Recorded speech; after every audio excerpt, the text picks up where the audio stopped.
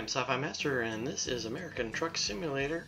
We're going to do an external load from Burns, Oregon, Laurel, Montana, 32,000.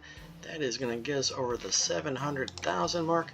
I was trying to get to 750,000, $750,000. That did not happen. We had a little bit of a fender bender in the last mission that totally destroyed our truck, and we probably got a very poor rating. That was, of course, off camera. Sorry about that. Sorry you couldn't see them total destruction and total failure on that. So they dropped us off in the middle of nowhere. I had spent $11,000 to get the truck fixed and replace the engine, the chassis. What? Oh my God, really? Would not be an episode without a ticket, without a fine.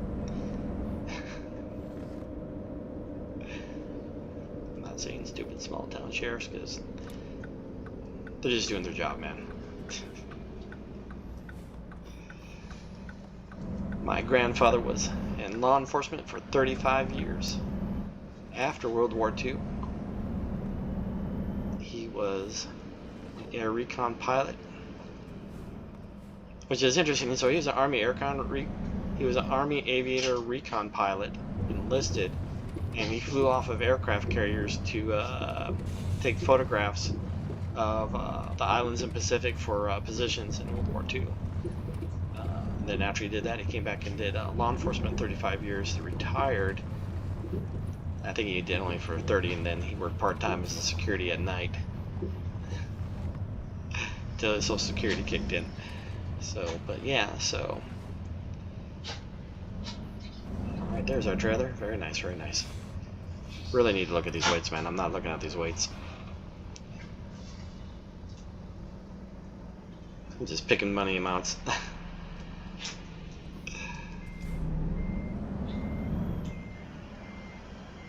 And I had to drive into Burns. That's why I was on the road. I had to drive into Burns so it would show up on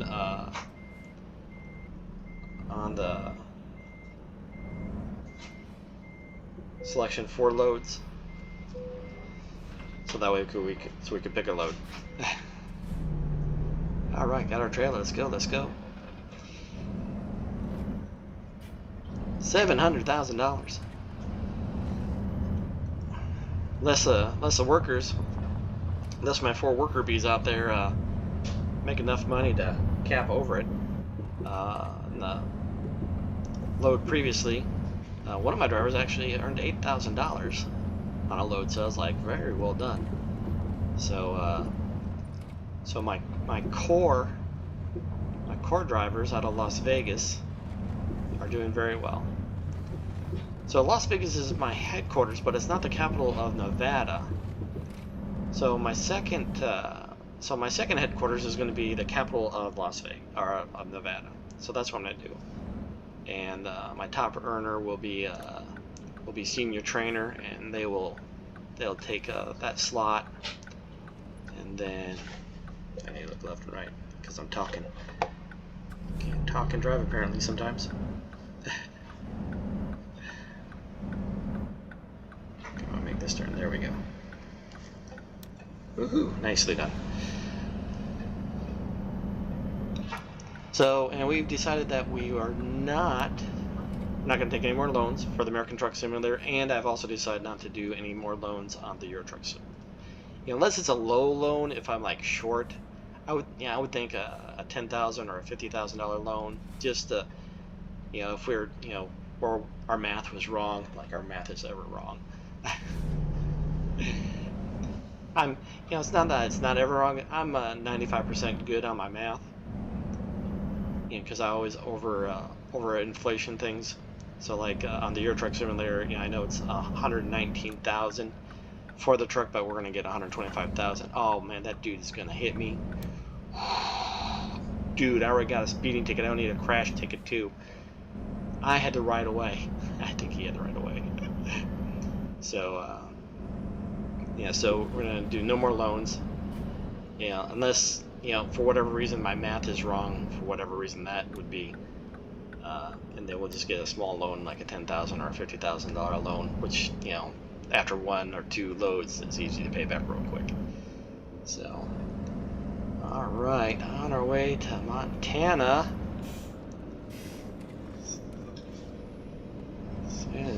Oh, there's a scale. Man, the scale already.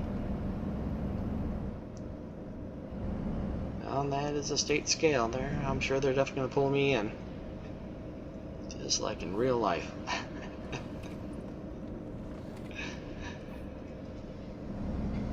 Oh, is it? Yeah, see? So is it on the other side? Do I have to go to the other side of the road? Where's the scale? Is it on the... Oh, it is on the left-hand side. Wow. I haven't had to do that in real life. Go to the other side of the road for scale. Most places just have the scale on either side. Oh. Okay. Thank you for cooperation. Have a safe day. Ooh, 73,000 on the weight. Wow. This is a heavy load. Normally, my weight... Is he gonna let me in? Nope. Thanks, man. You're a pal. Most of my weights in this day cab have been 68,000, so this load is definitely heavier than the majority of loads I've been taking. Alright. Wow, 12 hours. Oh yeah, 7 hours. We're definitely going to have to take a rest break. I don't think we need fuel. So anyway, there we go. Let's break the $700,000 mark. And it's 9 a.m. I'm going to have to pay a loan in between there. So we're on our way. So as always, sit back, relax, and we'll see you on the other side.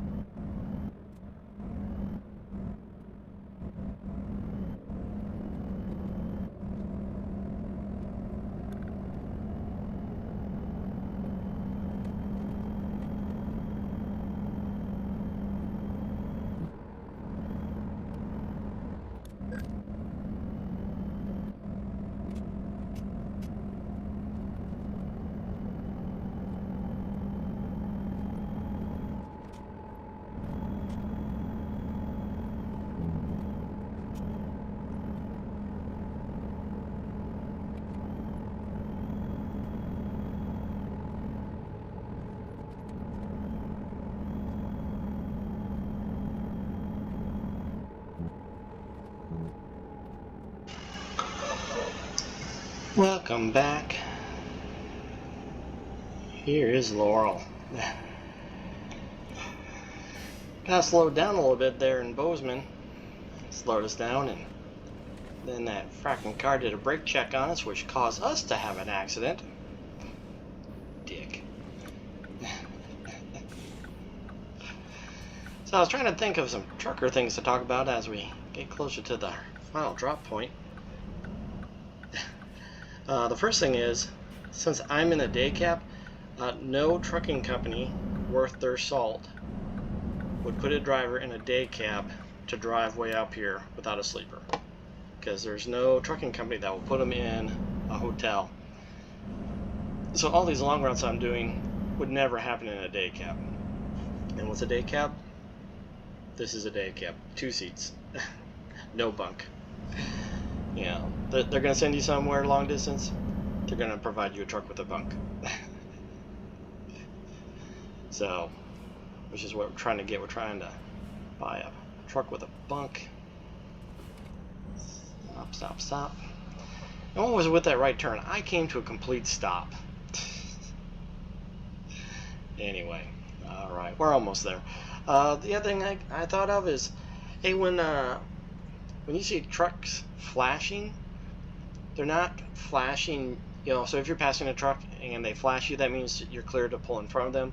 Also, they're doing that for other truckers to let them know that they are clear, you know, daytime and nighttime, that they're clear and they can come over, so they can be out of the way of the fast lane, so they can do a safe pullover. So that's why you see that. If you see that out there while you're trucking or you're driving, so that's what truckers do. We try to help the other truckers out, and we do that by letting each other know. It's like, hey man, you're clear to move over if you want to move over. So, and that's just a common courtesy, and every truck driver does that for the most part that I know. I don't think I've known anyone not to do that, or I've not, you know, had that where a trucker is like, hey, you're clear to come over, and it's like, sweet, because sometimes, because I did tankers, it's hard, depth perception on the tankers is hard sometimes, and then occasionally the depth perception on the long, 52-foot trailers is hard to determine for truck drivers sometimes. And it depends on their day. Toward the middle or the end of the day, it's probably a little bit more difficult because they might be tired and they're thinking about their rest stop and everything. So when you see that, we're not flashing you unless you have your high beams on. If your high beams on and you're coming at us, your high beams go straight into the cab of the truck, guys and gals. That's just where it goes. You turn the high beams on, it is hitting our face at night. So if we turn our high beams on, and you don't want us to do that, be courteous and just, turn the high beams down until you pass us and then turn them back on. That's fine. But when your high beams are on in a car, they go straight into the cab of the truck. That's the angle they're at, and that's every car. I don't know any car that doesn't do that. And I've had people do that, and they don't turn their high beams off. So I was like, hey, you know what? My high beams are better than your high beams because I got fracking 4 of them. If you can handle my high beams, not a problem, man. But I'm not gonna accept high beams in my face while you're passing me. So there's a little bit of trucker information for you. So day cabs will not go long distance. That's for 4.5 to 5 hours out at the max. So can they do their stuff and come on back. You know, it's an out and back same day type deal. And also the flashing of the lights for the truckers, just letting other truckers know, hey, it's okay to get in front of me. You're clear. And if don't have your high beams on when you're facing a trucker at night, man. Let's be courteous, man. These guys are trying to get products, for you to where they need to be. It doesn't matter what it is. Just let's help us out, man. Help the truckers out. Truckers are people too, man, and they're doing everything they can to get there mostly safely. Oh, train, nice. So there we go. Hey, we're in Laurel. We're at our stop. Let's find out where we have to park this thing. And I'm thinking that because this episode is very long, man. It's and I don't know what my recording capabilities since my computer's having issues. Oh, that's nice. Let's just go up there.